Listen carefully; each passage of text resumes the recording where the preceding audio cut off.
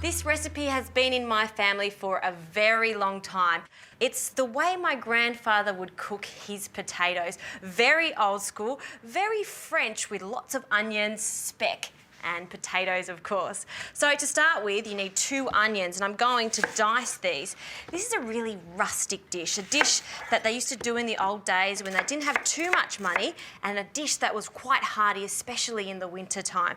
I like to call this a potato ragout. It's a combination of caramelised onions, speck, and potatoes cooked slowly in stock or water. The result is just spectacular. You can actually eat it by itself, or is fantastic with a roast on the side. So just dicing, you can see here, I'm not being too fussy, just running the knife through it a few times. Now it seems like a lot of onions, but these will actually cook down, and you do want quite a lot of onion to potato ratio. So last 2, just like that, we'll leave the core out.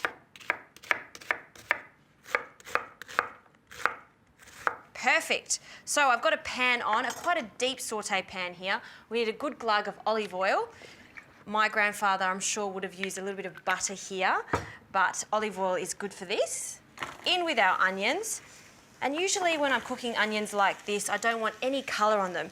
This is a little bit different. We actually want them to caramelise slightly because it's going to give the sauce a wonderful golden colour. So in they go, and we'll just coat them in that oil, just like that, and let them cook away.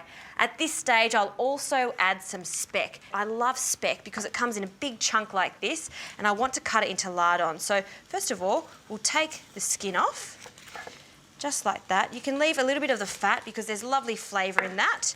Just take that little bit off, and then we cut them into lardons just like this. So first, a few strips, thick strips. So I've got 5 strips there, and then we line them up and just cut them into chunky pieces, just like that. So roughly around the same size as the onions. Wonderful, so that can go in now. We'll get some good colour on the speck too, and this is going to cook for roughly 10 minutes, and then I can add the potatoes.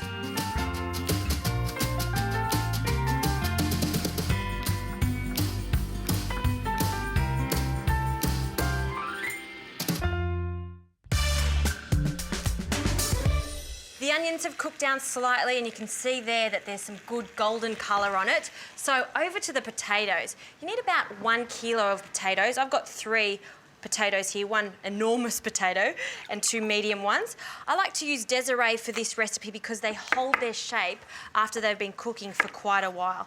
I'm not going to cut these into little pieces. I want this to be a really chunky potato dish, so just cutting it into 4. Now this large potato, I'm going to cut it into 3 so they all cook nice and evenly. Now for some flour. Now the flour is to thicken up this sauce. So just 1 tablespoon into the onions, and we want to give that a really good mix and cook off that flour just for 30 seconds or so. I can now add some thyme. Now I've got about 4 to 5 sprigs. I want a good hit of thyme that can go straight in there, along with some stock. And this is going to cook the potatoes. Now bring that to the boil. Once that's come to the boil, I'm going to add the potatoes, and it's going to cook for about 1 hour, or until those potatoes are lovely and tender.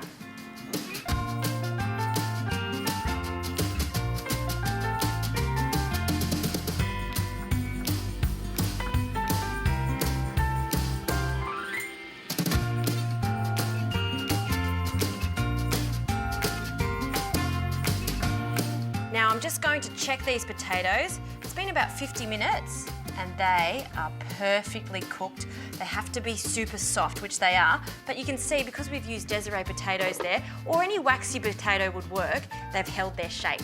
So to plate up, it's as simple as getting a big bowl and just piling it up in the centre. You can see there that that sauce has become so thick, it's like a gravy, and all those little pieces of speck, well, I just adore it. Look at that. This is peasant food at its best. It's rustic. This is the best dish to have in winter. A little roast on the side, or you know what, just as is. I'm gonna have a taste of this. Yum.